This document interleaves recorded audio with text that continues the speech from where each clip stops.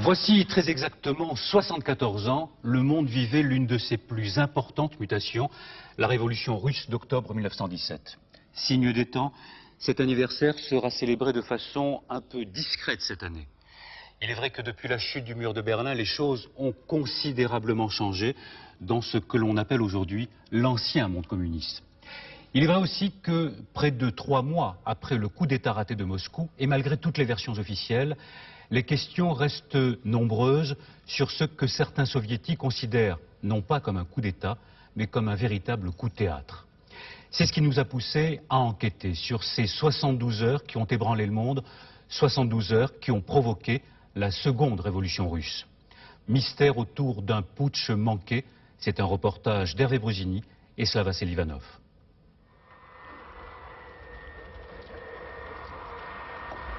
L'histoire du pays n'avait jamais connu cela. Un président soviétique victime d'un putsch et qui revient prendre sa place, une première. Il est vrai que ce soir-là, l'atmosphère est au soupçon. L'homme auquel Gorbatchev vient de serrer la main, c'est le général Moïseïev. Il a signé la quasi-totalité des ordres de participation de l'armée au coup d'État. Au loin derrière le groupe, quelqu'un va s'éclipser. Le général Medvedev dirigeait la protection rapprochée du président. Il l'a purement et simplement abandonné. Quelle pièce s'achève ici? Un drame ou une tragicomédie?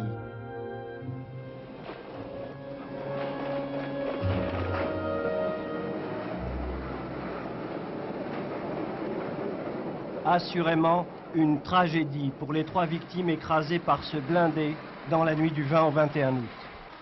Les martyrs de ces 72 heures que l'on a baptisées Seconde Révolution russe. 72 heures où la distribution des lieux et des rôles semble parfaitement connue.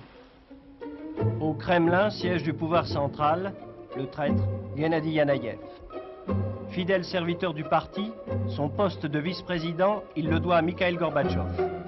Le voilà propulsé aux avant-postes d'un comité pour l'état d'urgence. S'il impressionne, c'est par ses mains qui tremblent. Yazov, chef de l'armée, Khrouchtchev, patron du KGB, les 2 complices, sont restés dans l'ombre. Pougo, le ministre de l'Intérieur, lui, se montre. Ils sont tous résolus à empêcher la très proche signature du traité de l'Union. Un traité qui, pour eux, signifie la mort de l'Union soviétique.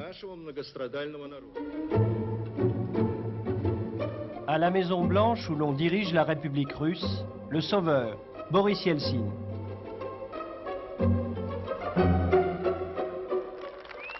Élu par le peuple, l'homme incarne la résistance.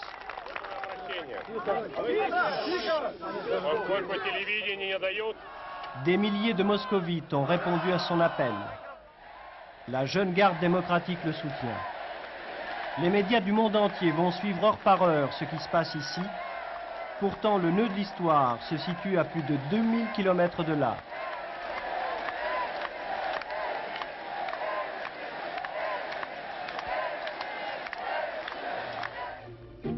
À Foros, en Crimée, l'otage Mikhail Gorbatchev, retenu dans sa villa. Comme chaque année, le président et sa famille sont venus se reposer à la datcha. Un camp retranché de plusieurs hectares, devenu tout à coup prison. Précisément le 18 août à 16h50, les putschistes sont venus exiger du numéro 1 soviétique son approbation au coup d'État. Officiellement à Moscou, on dit de lui qu'il est malade. 3 jours plus tard, les principaux acteurs du putsch viendront en ce même lieu implorer, dit-on, leur pardon.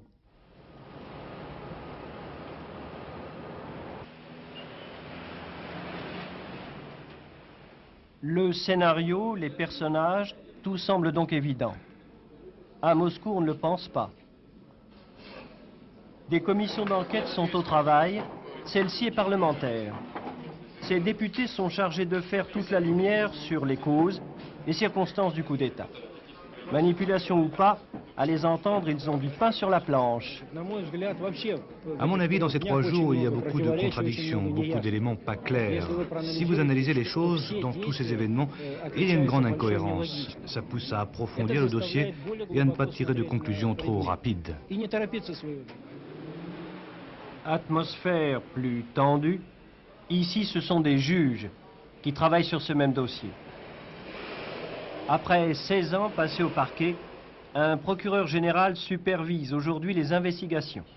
Valentin Stepankov fait sa profession de foi. Je veux être sincère et persuader tous les Français qui m'écoutent que pour la première fois dans l'histoire soviétique, nous avons la possibilité d'aller jusqu'au bout dans ce dossier en restant objectifs et dans le cadre de la loi. Moi, je tiens ma responsabilité du Congrès des députés qui m'ont nommé à ce poste. Je ferai donc tout pour que l'enquête soit objectivement menée, tout pour que le tribunal reçoive l'ensemble des pièces nécessaires pour le jugement. Et voilà ce qu'ils ont collecté. Face à leurs juges, messieurs les putschistes.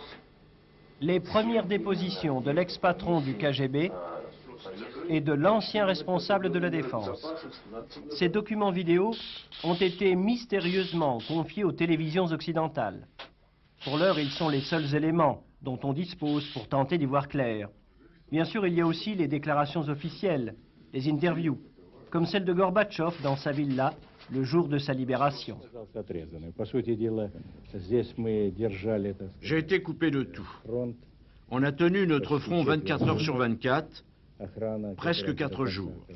La garde qui m'est restée fidèle a protégé la datcha le plus loin possible, compte tenu de nos moyens. Et puis, on s'est réunis avec la famille et on a tenu ce front. J'ai été coupé de toute communication, coupé de la mer par des bateaux, et tout autour, il y avait des troupes. L'isolement complet, absolu. C'est dans ces conditions que j'agissais. Je faisais savoir régulièrement à ceux qui étaient face à nous mes exigences. Chaque jour, la garde avait mes instructions. Nous protéger, tuer ceux qui voulaient entrer. On l'appelle la villa de l'Aube. Mikhail Gorbatchev affirme donc y avoir été encerclé. Pendant le putsch, la famille, les proches se réunissaient sur la plage de la Datcha. Précaution prise contre d'éventuels enregistrements des conversations. Dans cette grande bâtisse, résidaient les 32 gardes du corps, restés dévoués au chef de l'État. À quelques 200 mètres sur la droite, les garages, les installations radio. 3 groupes de juges sont venus ici en Crimée. Leur premier objectif, évaluer, préciser qui séquestrait Mikhail Gorbatchev. Au sein de la résidence, un contingent de 5 hommes a pris les postes clés dès le 18 août. Ensuite, la garde a été doublée. On le sait grâce aux déclarations de Boris Golensov, l'un des 2 chefs de la protection rapprochée du président. On avait tous nos armes de service et en plus 6 pistolets mitrailleurs. Et puis, on avait des armes différentes. Les 5 personnes ont occupé les points clés, c'est-à-dire les portes, les garages, la piste d'hélicoptère. Et là-bas, ils ont disposé 2 camions. Quand on leur a demandé pourquoi, ils ont dit c'est pour éviter toute attaque sur le territoire de la Datcha. Tchernaïev, le secrétaire particulier de Gorbatchev, un ultra-fidèle. Selon lui, en plus des 10 hommes dont a parlé le garde du corps, il y avait un important dispositif. Les bateaux s'accumulaient de plus en plus. Le 21, on en a même compté 16, dont 2 navires de débarquement. Après, on a analysé la situation. À peu près 2 jours avant, même 3, sur le chemin qu'on avait suivi, là, au-dessus de la Datcha, on avait même remarqué des militaires avec un autre uniforme. Une version contredite par de nombreux témoins. Il n'y avait pas vraiment de déploiement de troupes, disent-ils. Et puis le nombre des bateaux gardes-frontières n'avait rien d'exceptionnel. D'ailleurs, c'est aujourd'hui confirmé, si les navires faisaient des signaux, c'était pour proposer de l'aide au président, juste en face. Mais voilà, on ne se serait pas compris. J'ai entendu tout ça à la radio le matin quand je suis venu. Tout était comme d'habitude, comme l'année passée, comme il y a 2 ans. Tout était pareil. Combien y avait-il de bateaux? 4. Comme d'habitude. Oui, oui. Maintenant, le chef va vous voir. On accomplissait notre devoir tel que le définit la Constitution. Notre service, comme depuis 5 ans. Mais vous avez reçu des instructions du comité d'état d'urgence, peut-être via votre direction?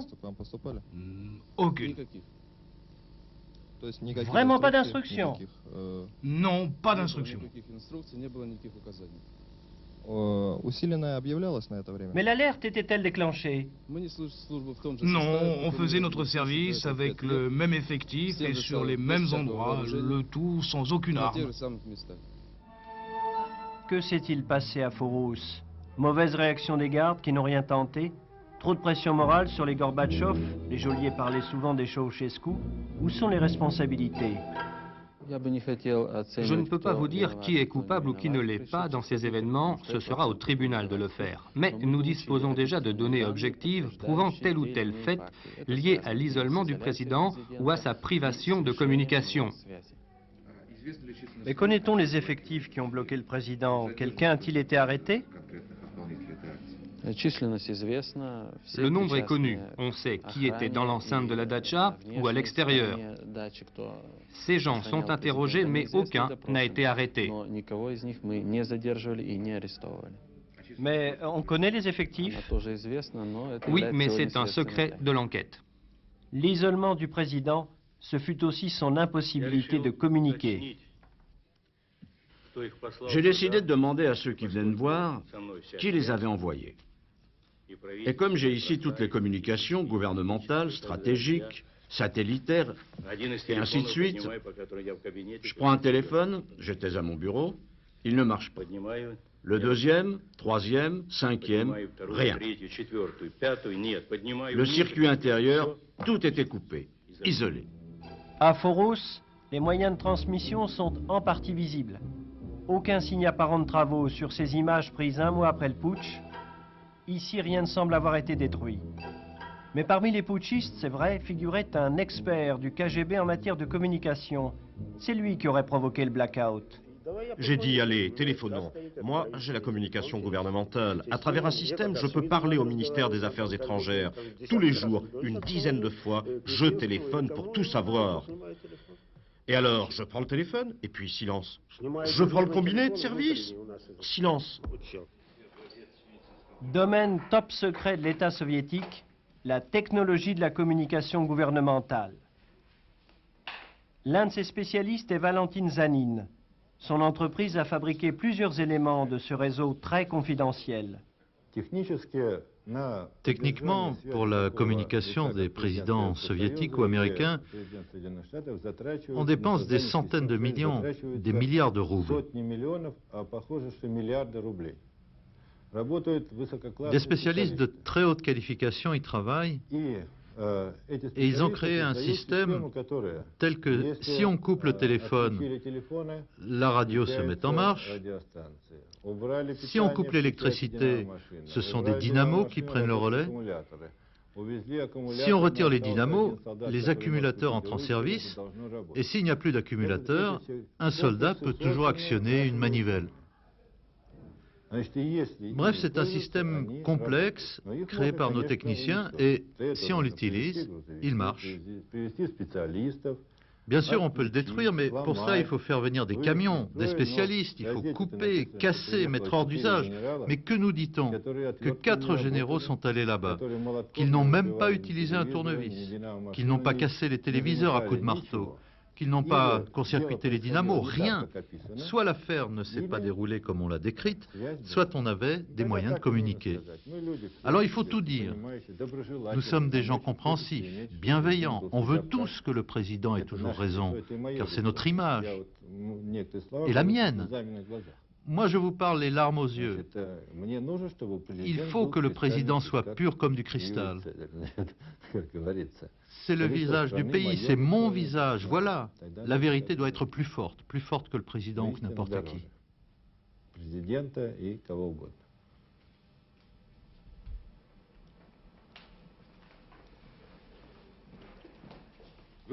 Mais vous contredisez la version officielle du président. Vous êtes prêt à porter cette responsabilité? Oui, absolument. Absolument. Pour moi, ça n'a pas d'importance. Secrétaire général ou président, je n'insulte personne. Je ne jette aucune ombre. Je peux être expert, témoin ou accusé, peu importe. Mais je suis absolument sûr de moi, et ce n'est pas la première fois. Là aussi, il faudra que la déclaration officielle soit réécrite. Avis contraire pour l'actuel numéro 2 du KGB. Mikhail Gorbatchev lui-même a opposé des arguments qu'il veut définitifs sur ce dossier.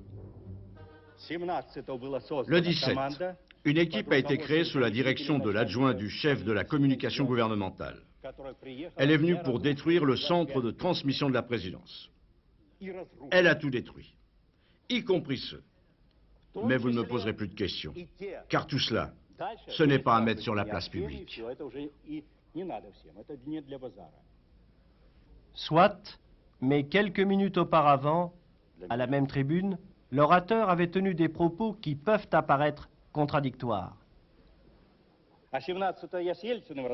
Le 17, j'ai parlé à Yeltsin, à Nazarbayev. Le 18 à Volsky, Sherbakov, avec au moins 7 personnes. Le dimanche, 2 heures avant, avec Yanayev, qui voulait connaître l'heure de mon retour pour m'accueillir. Je ne répondrai plus à ces questions. C'est scandaleux. L'enquête va tout révéler.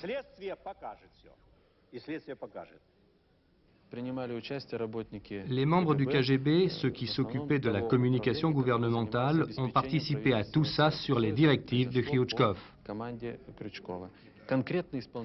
On connaît les exécutants. Certains ont été arrêtés, pour les autres, l'enquête est toujours en cours. Mais le centre de communication a été détruit? Ce sont des détails, et pour le moment, on ne peut pas en parler. On a déjà fait un interrogatoire préliminaire de Mikhail Gorbatchev.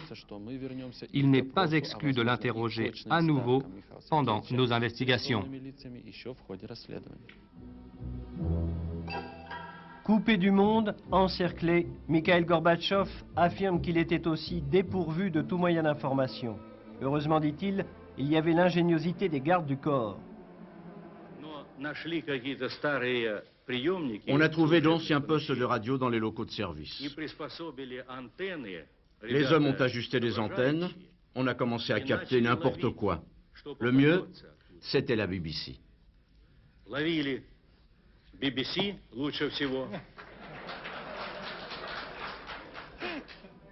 A-t-on volé, mis à sac, détruit les appareils modernes qui devaient se trouver là? Jusqu'à présent, personne n'en a parlé. Sinon, comment expliquer ce bricolage de vieilles radios? En tout cas, il restait bien un caméscope pour enregistrer ce message devenu célèbre. Il y avait aussi la télé.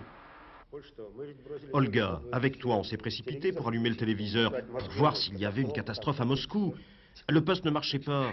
Ils avaient arraché l'antenne. Après, Boris a donné des instructions. Et le lendemain, on a pu voir les programmes d'information, la conférence de presse de Yanayev. Parce que les gars sont venus avec des bouts de fil de fer. Et là, au moins, on a pu voir l'image.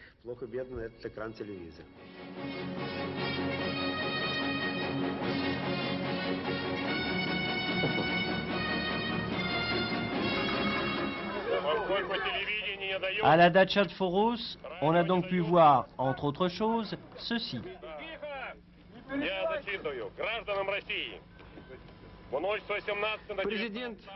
Le président a lancé un appel. Il faut, a-t-il dit, assurer la possibilité à Mikhail Gorbatchev de parler au peuple. Il a ajouté, il se trouve sous les verrous à Foros. Convoquez vite le congrès des députés de l'URSS et appelez tout le monde à participer à une grève générale et politique.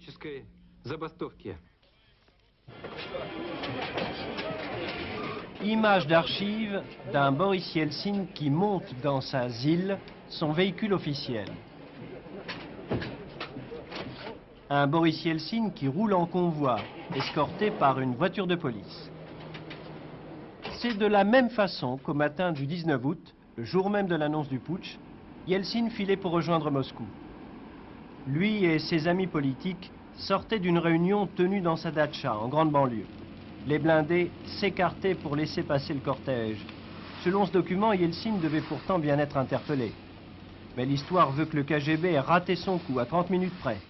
L'ancien dissident Boukhovski est très sceptique.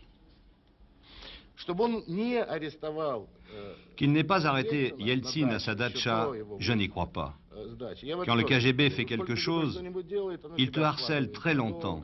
Il connaît parfaitement tes déplacements et il te prend juste quand il en a besoin. Laisser échapper quelqu'un à 30 minutes près, c'est trop suspect. Comprenez bien, il ne faut pas présenter le KGB comme une institution stupide. Moi, j'ai eu affaire à eux une grande partie de ma vie.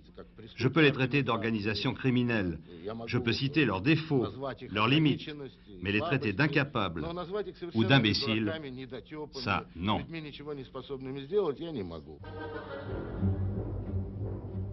Durant les 72 heures du coup d'État, la Maison-Blanche a vécu dans l'attente d'un affrontement qui n'est pas venu.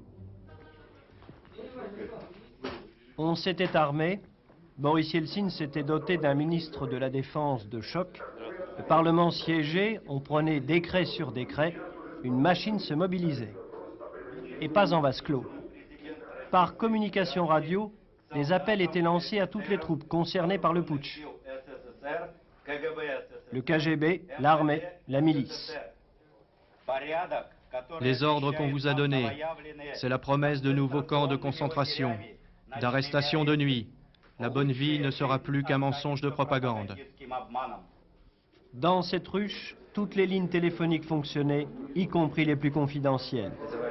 De même que l'électricité, grâce à quoi des tracts étaient imprimés et diffusés.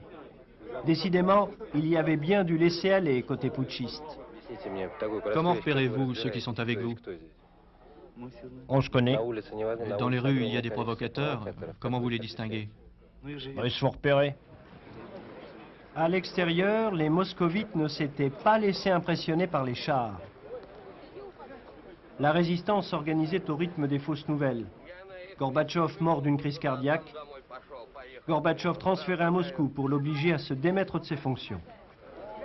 Les télévisions du monde entier transmettaient leurs images, presque comme à l'habitude. Les moscovites se préparaient à l'assaut que l'on donnait pour imminent ce soir du 20 août. On le saura que plus tard, les forces spéciales du KGB avaient refusé de donner l'offensive. N'empêche, aujourd'hui, dans leurs cellules, les putschistes affirment « Yeltsin était prévenu. Aucune attaque n'était à l'ordre du jour. »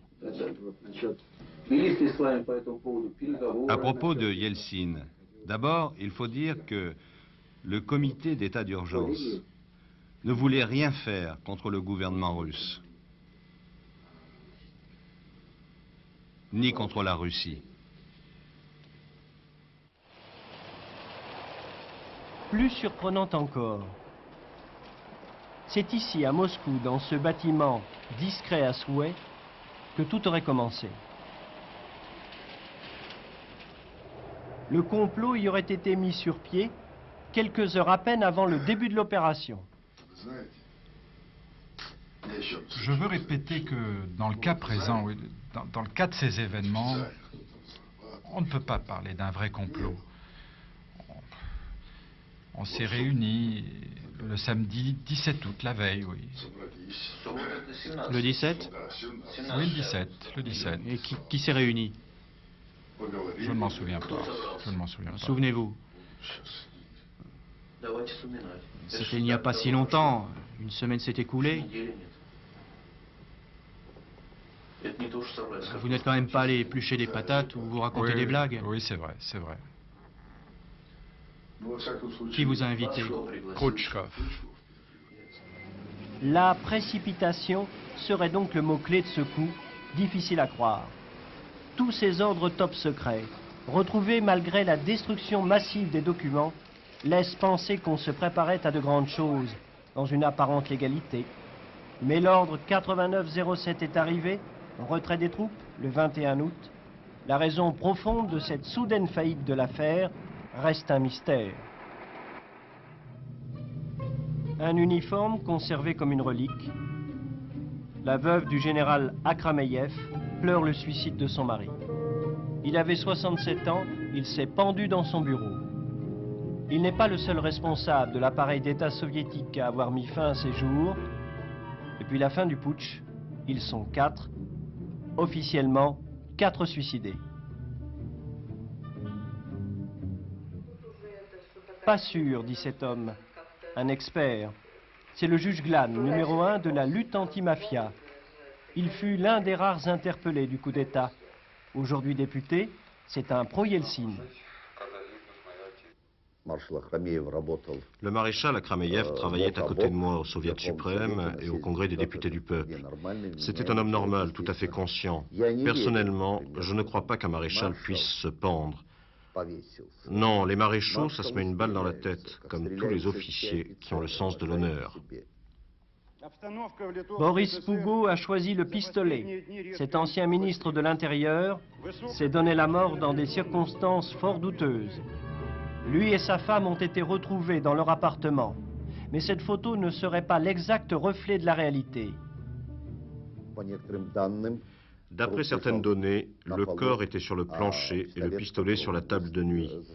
Toutes ces incohérences montrent qu'il y a là beaucoup de choses suspectes. Ici vivait Krouchina, l'administrateur du comité central. Il s'est défenestré. La trajectoire de sa chute indiquerait qu'il a été poussé. Défenestré aussi Pavlov, le prédécesseur de Krouchina. C'est ici qu'apparaît le monstre invisible de cette histoire, l'argent du parti. On a peut-être voulu éliminer tous les témoins, car tous ceux qui se sont suicidés, qui se sont jetés par la fenêtre, tous ces gens sont les détenteurs d'informations très secrètes. Ces gens savaient où allaient les millions du parti,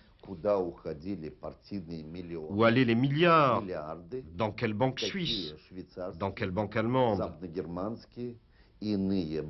Autrement dit, ils savaient où chercher les traces de la caisse noire du parti. Une règle d'or dans la mafia dit que le bon témoin, c'est d'abord et avant tout un témoin mort. Sous les verrous, ils sont une vingtaine, bien vivants. Une vingtaine à avoir pris part à la tentative du mois d'août. Tout le personnel de la prison a été changé. Le procès tant attendu devait se tenir en septembre. On parle maintenant de l'année prochaine. Ici, chacun espère la vérité sur ces événements qui ont provoqué ce que les putschistes ne voulaient surtout pas.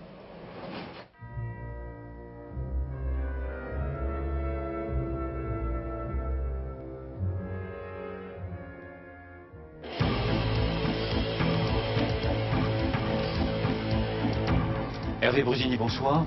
Est-ce qu'il est difficile d'enquêter aujourd'hui à Moscou sur ce coup d'État du 19 août dernier? Oui et non. Non, c'est pas difficile parce que actuellement en Union soviétique, il y a un énorme débat, énormément de polémiques sur ce putsch. Il y a donc une avalanche d'informations. Oui, c'est difficile pour la même raison, parce qu'on se demande d'où viennent ces éléments.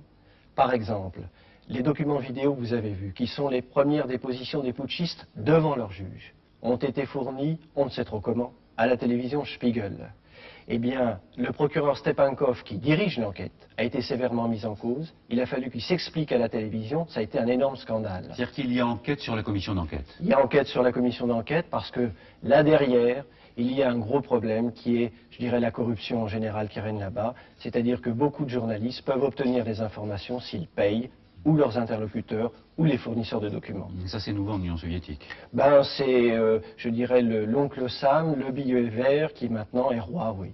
En tout cas, Hervé, il y a une chose qu'il faut répéter, c'est qu'il n'était pas question de mettre en accusation quiconque qui a participé ou qui a subi ce coup d'État. En revanche, je crois qu'il était de notre devoir de journaliste de se poser des questions. Il y avait trop de contradictions, qui sont certainement inhérentes à tout phénomène de putsch. Trop d'incohérences, pour que nous ne fassions pas notre travail, qui consiste à aller y voir, à les souligner, à enquêter, à tenter de recouper ces informations. Nous avons été trop souvent abusés ces dernières années par de multiples événements. La Roumanie, la guerre du Golfe. Tout à fait, pour que là, au moins, sur ces 72 heures, eh bien, les journalistes n'exercent pas leur esprit critique. Merci Hervé.